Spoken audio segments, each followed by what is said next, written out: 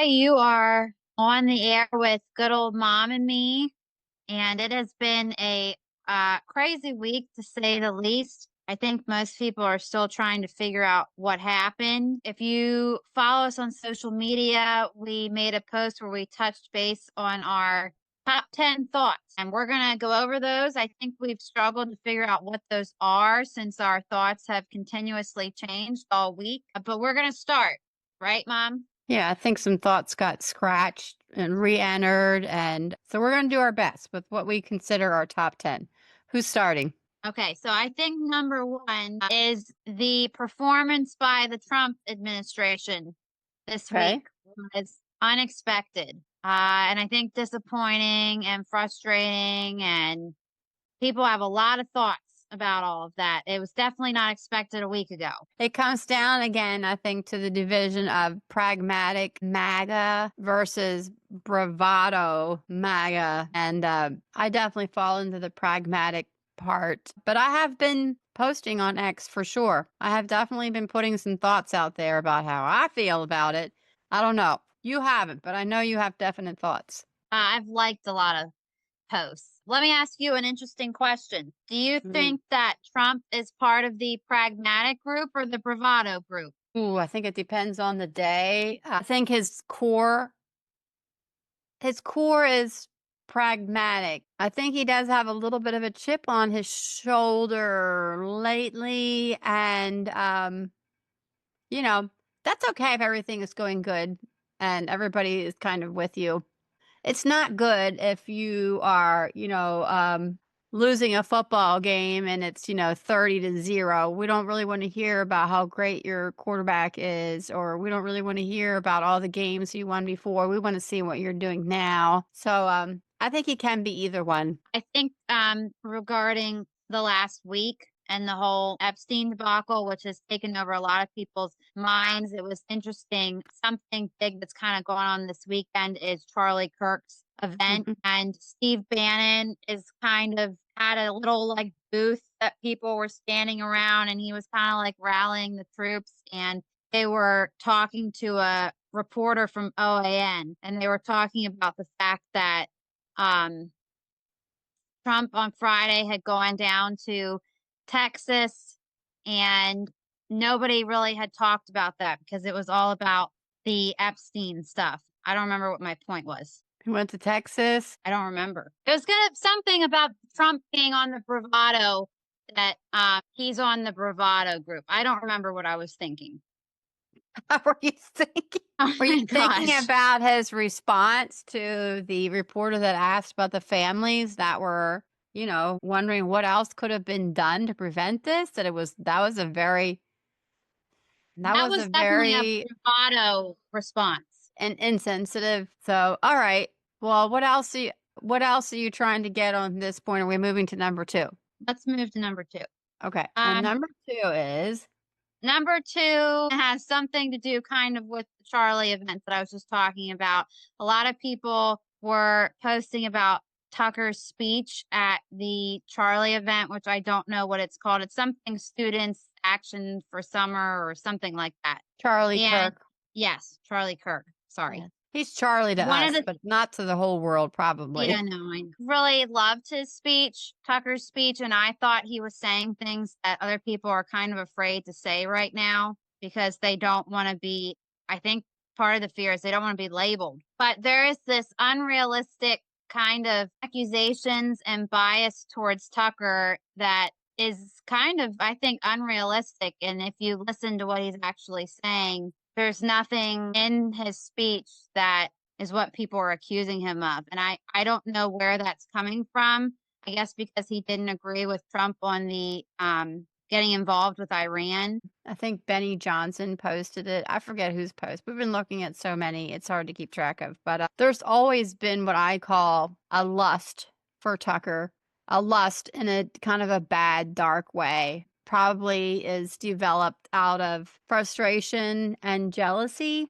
I kind of know that. I do kind of know how that goes on a smaller level. I've never been on television, so I don't know what that's like. But there is a lust for him. You know, people want to love him when he's doing certain things that I guess they feel that they need to approve of. But he's always, always looking for people to get their opinions out. And he's always trying to stand up for the little guy who doesn't get to, get a lot of people paying attention to him. I think that he is what people would call the voice of little America. I don't know, something like that. But people hate him for that because he does not go along with the status quo. Hmm. Okay, you tell me your thoughts on number 3. All right. Well, I'm struggling with my phone here. Number 3, yes. What are we as Mega going to do going forward? Well, I've had my doubts, I would say, in the last week, well before the strange post from Trump yesterday, that there was going to be a parting because the feelings from a good chunk, I'm not going to say it's half, it's less than half, but a good chunk of the loudest part of MAGA, let's put it that way, the loud part of MAGA has been very much flexing their muscles and getting frustrated with people that don't agree. So I think that there is going to be a parting and possibly a reformation of MAGA, reforming, because the beauty of MAGA has always been that people come from all different walks of life. They have a little bit of a traditional, and we want better, we expect better, but we all have different thoughts. And I think that's something that has to be accepted if you're going to be working in group, that we all have different thoughts. Obviously, Tulsi Gabbard has a lot of different thoughts than other parts of the administration, but it's idiotic to push her out because she has different thoughts of how to address things, different expertise. But that is really what's happening with MAGA right now. They want to push out people that don't have the exact same thoughts, which is really ironic because that's really what they've been making fun of the Democratic Party for all these years, is that, that they can't think. So I don't know. I think there's going to be a parting, a reformation. Still Trump supporters, but not the robotic Trump supporters. What Yeah, about I you? agree with your point about the beauty of the coalition, and especially the expansion of the coalition during the election last year has been lost. And I think well, I don't really know which group is real MAGA and No, not. there is none of that. The Yeah. people that say that have inferiority complex. I'm so used to dealing with people like that, and they're just loud about it. So you know what? Get loud back. There is no fake MAGA or real MAGA. That's MAGA. That's MAGA. That's baloney. Okay, so And that goes 4 is the same kind of thought, right? yeah, it ties in, which is one of your thoughts, is you're my friend as long as you agree with me. And that is definitely part of MAGA at the moment. You just have to read all of the responses on X last night. Yes, and you are a bad Everybody, person. If you yes, don't including agree, you're bad. including people in the administration are acting that way, which is very concerning, I would Yes, say. you are a bad person, and we loathe you at this point. We liked you when you were going to vote for us and when you come to our rallies, and we like when you do all these, but we loathe you when you don't think like we do. That's a bad part of humankind. What's number 5? Number 5 is X and podcasts winning the race for quick news. Yeah, I think we're going to be getting more used to that. All different age brackets. It's not a young person's thing. But when there's something on people's minds, they're going to be picking up their phone to try to get a little bit of a sense of what are people thinking about this, which, yesteryear there wasn't too much of that. You were told what the world was thinking based on what you saw on the television. Now we don't have that as much. I think they're winning. Podcasters winning, somebody's winning.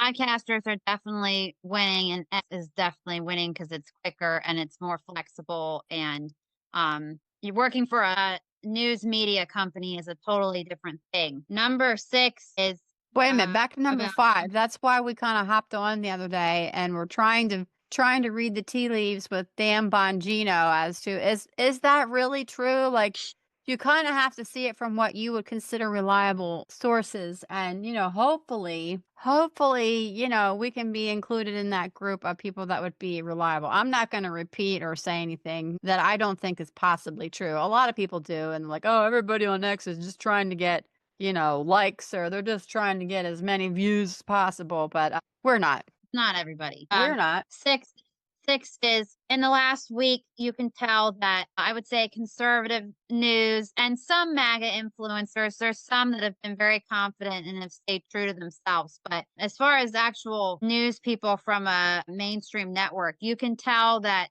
some of them are struggling because of the whole firestorm of the Epstein situation. And I'm betting over the weekend or this weekend, they thought, well, maybe next week will be a little bit easier. But I think Trump just made that harder on them. So it'll be interesting to see how people as a whole respond. I think that the mainstream media, which we see little parts, Jake Tapper, whatever, but I think there has also been backlash with the big, beautiful bill and other very major actions from our country that the supporters have tried to hang 10. They've been trying to hang 10, but this is okay, this will pass. Hopefully, this works out better than I feel about it right now. But I think the Epstein thing is really, really going to test people because you have if you know anything about it, which I'm thinking a lot of the people that are saying we just need to let it go don't know that much about it. But if you know anything about it, you have a gut feeling about it and you can't Well,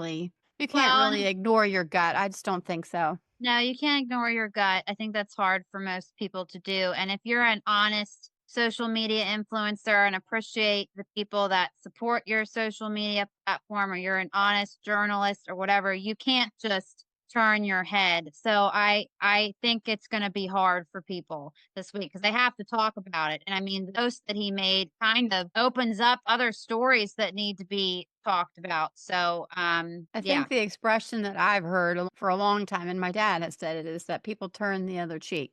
They turn the other cheek to something that is possibly serious or dangerous or just concerning because it's easier. I think that the mega cabinet or whatever you want to call them, they need to remember that they are there obviously to support the president, but they are there for the American people. So you can't just cut off chunk and say, "Oh, they don't agree with us. We don't really care about them anymore." Wrong. You're there because you are there for the American people while you support the president, but you can't just kick us. I'm sorry, you can't just kick us off the ship. This No, really is important, and it's become even more important for a larger group of people too because of much the way, explaining, too much splaining. yeah, the way it was handled. Okay, you take on number 7. Now, number 7 is one that I added to the end of our top 10 post video because I couldn't put all 10 in there. It would be a very long post. So my question is when are we going to start expecting that a forecast is actually a forecast versus just some kind of possibility on our phone apps? Because for me, I get frustrated with it because it's almost never right. So I don't really understand the point of people constantly looking at it, but it also does lead into the fact that weather reporting, weather accuracy is of important in how people can trust it or not trust it, correlating to the disaster, major loss of life in Texas. It's not an app necessarily, but it all kind of fits into the same as that there is a major lack of accuracy with weather. And I think we are a sophisticated country with technology and data. We should not be. So my takeaway from Texas has been that people are trying to kind of push off that there should be further investigations as to what went Sure. on and what could have been prevented. Just so that I'm remembering, there were people that were questioning whether the weather report was correct. Yeah, and the initial response was, "We did everything perfectly. It was accurate. We did everything right." And people are like, "Oh, really?" Like it's very hard to kind of accept that. Of course, that's never the case. There's always something else that could have been done, but I think weather accuracy has got to be something that is something that is on the list of importance, and most definitely there needs to be more investigation and more honesty, more transparency with what really went on in Texas, because that's just that's going to be a very terrible story in the history of Texas forever. And I do think that you can't stop Mother Nature. That's not the point. The point is that you have to try to be as accurate so people can be prepared. So there has to be other things that can be done. And I know that other states have other avenues of how they try to make people safer. So I think it's important. I think that's going to be the takeaway from this week is transparency really important or not? It is important. Oh yeah, absolutely. You kind of just touched on number 8, which is there's a difference between we tried everything and there was nothing we could do. Yeah, I think that, and it's so sad because I understand the defensive nature that people get when something happens that they didn't expect. Like, one time I was in an accident and it had rained a little bit. The roads were slippery and I stopped, but I slid and I ran into somebody. And when you do something that you didn't intend or you didn't properly prepare, like I obviously should have been going a little slower. Maybe you get defensive, but I don't think it's appropriate for the state of Texas or anybody involved in this. It's completely separate than saying we're going in there and trying to save as many lives as we can now. We're trying to get people, housing, food, whatever. That's separate. You always have to reflect on things that go wrong, whether it be inspired by natural disasters or not. So to say that, anybody that would ask a question as to what else could have been done to prevent this, not acceptable as far as I'm concerned. What's nine? So, no, I know it's not acceptable and yeah. Um Number 9 is a little bit different. We're kind of going in a little bit of a different avenue here to wrap things up. Okay. Which maybe President Trump would benefit from some Rise coffee. Maybe we should send some to him and be like, get your head on straight. This will help you. Rise coffee. I think we've mentioned this maybe the last podcast episode. I don't know. I don't remember 100%, but it's something that we've I been. ordered it though because I couldn't avoid the relentless Facebook posts, Facebook ads about it. I couldn't avoid it. Okay. Yeah, it's something we've kind of been experimenting with. And from a score to 1 to 10, how would you score it? What's your overall thoughts about it? Well, this is the right time of year for me to be drinking iced coffee, which, some people just totally don't do, but I've always been an iced coffee kind of liker. So I think the taste is good. It's good when you can blend it into an iced coffee. For me, I like it. The taste is good. I think overall it is absolutely helping clear out the system. And I think maybe potentially helping shed a little bit of weight that I don't want, but I have at this middle age, or what's the word that it's called when you get to be in my age and you have all those things that happen where you get heat. Yeah, I don't know. I think it's definitely happening. It's definitely helping. It's a process though. So with anything that you try, you have to let it run its course. The only thing that I don't like about it, but it's not that big of a don't like, is it is a little expensive, but 1 to 10, I'm going to give it an 8 at this point. Okay. What about you? I think it's definitely helped me. I'm not 100% sure in which ways. I think it's done better with you than with me, but I definitely see improvements in my overall digestion. What It's supposed to score? have what? What score? Oh, what score? I would give it a 7. Okay. Would you Um, buy another one if I didn't? yes. Okay.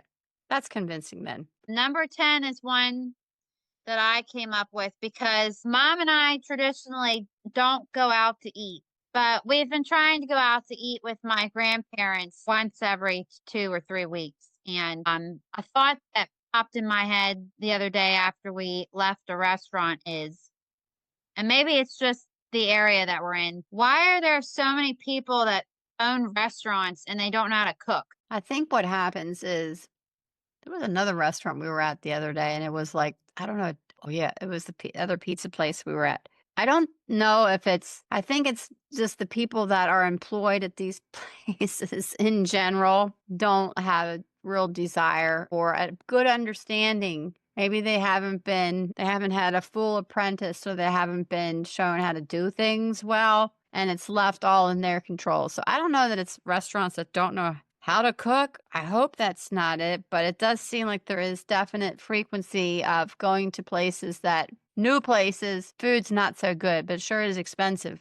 Yeah, I think it's a shame for the average American because it's one thing to say that, at a high-end restaurant, the food is excellent, but the average American is not wanting to go to a high-end restaurant. They're just wanting to go to a nice local restaurant, and you are paying more money. It's more expensive. And, from our experience, most of the food has only been. What was the major problem with our food the other day? We ordered a ravioloni, a salad. Somebody else, my parents ordered a sandwich, and it was supposed to be a margarita pizza. What was the problem, though? The pizza didn't have any, like, spices, or there was no taste. And they did not, which mom has touched on, with salad as a whole, but they did not do their spinach in their spinach salad correctly. No, you can't just throw a pile of what I would hope would be washed spinach, dice up some things and put it on top and throw a little bit of vinaigrette on there. That's not really a spinach salad. You shouldn't be paying for that. If that's good for you at home, great.